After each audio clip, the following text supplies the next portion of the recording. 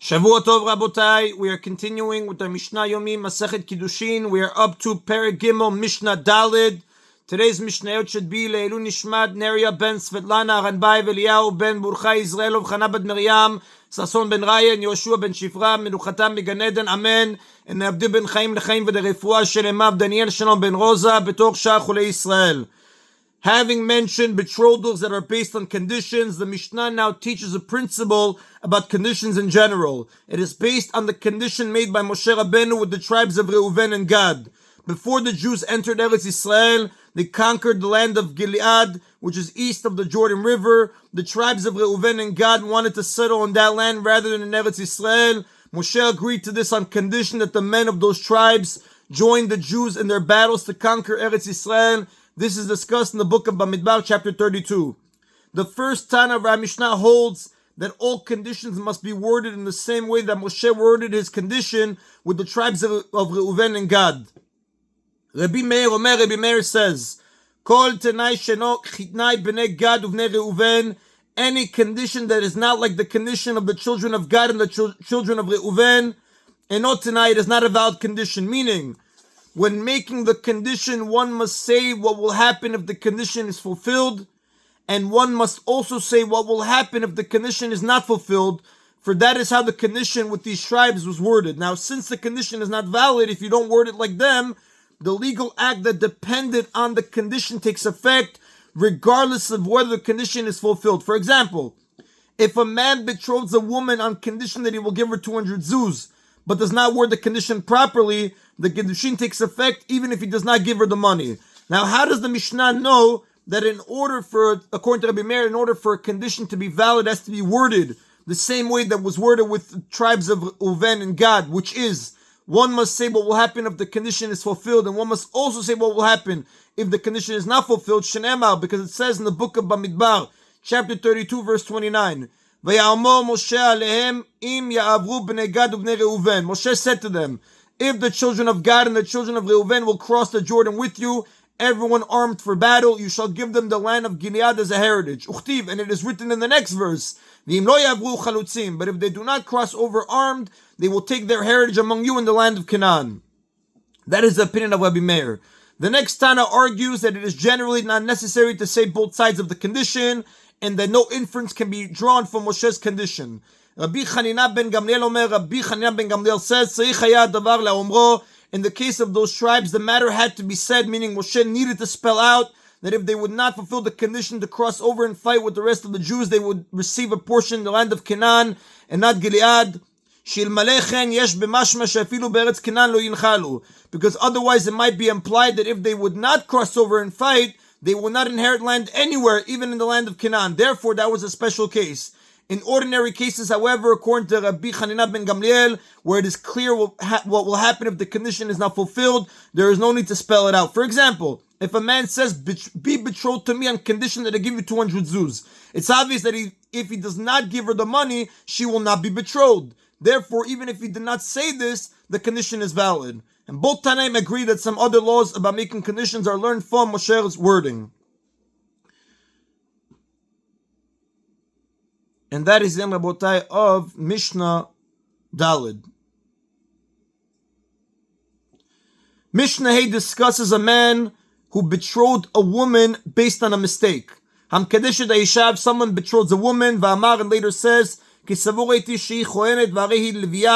thought that she is a daughter of a Kohen, but she is actually a daughter of a Levi. He adds that had he known she was not the daughter of a Kohen, he would have not betrothed her, so showing that it was a mistake. Or I thought that she is a daughter of a Levi, but she is actually a daughter of a Kohen. Although the daughter of a Kohen is more distinguished than the daughter of a Levi, he might prefer someone who is less distinguished because she will be less arrogant.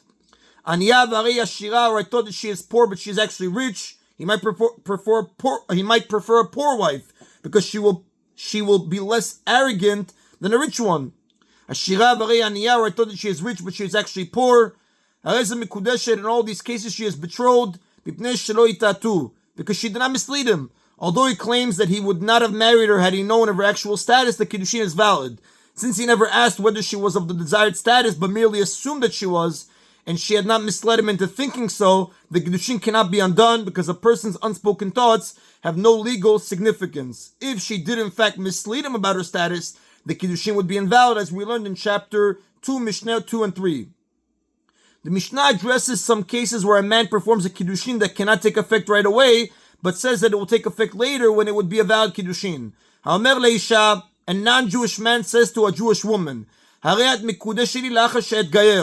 you will hereby be betrothed to me after I convert to Judaism, and he gives her money for Kiddushin.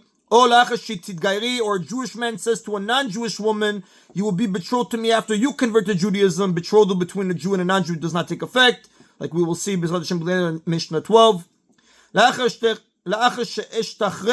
A Canaanite slave says to a Jewish woman, you will be betrothed to me after I am freed from slavery. Or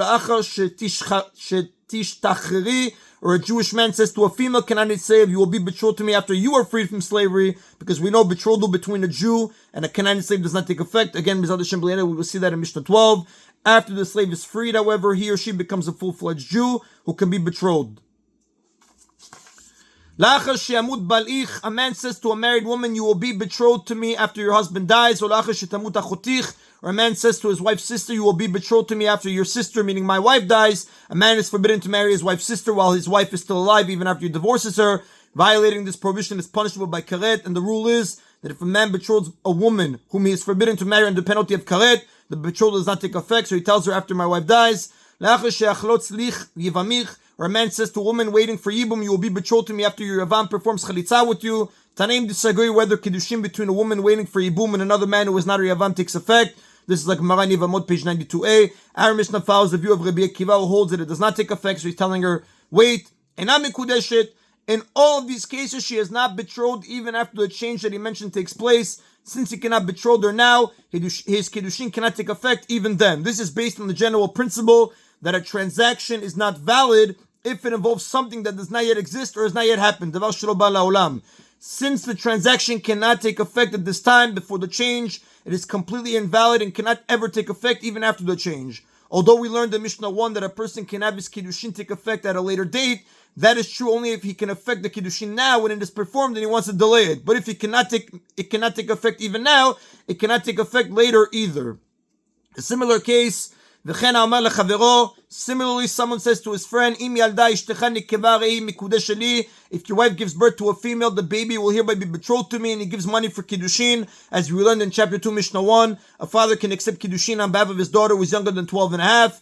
And then the wife has a girl, and the child is not betrothed. Since the baby did not yet exist when the Kiddushin was performed, the Kiddushin could not have taken effect at that time, and therefore it is invalid even later.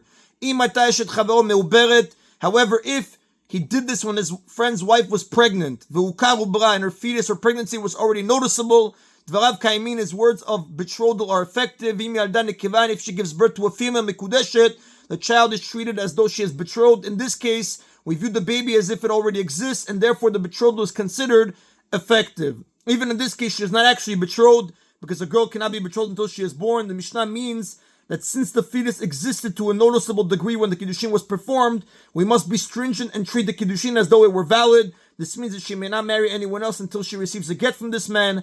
However, since the Kiddushin did not really take effect, if this man wishes to marry her, he must perform another Kiddushin, as the Rav explains. That is Rabotai of today's Mishna Yomi.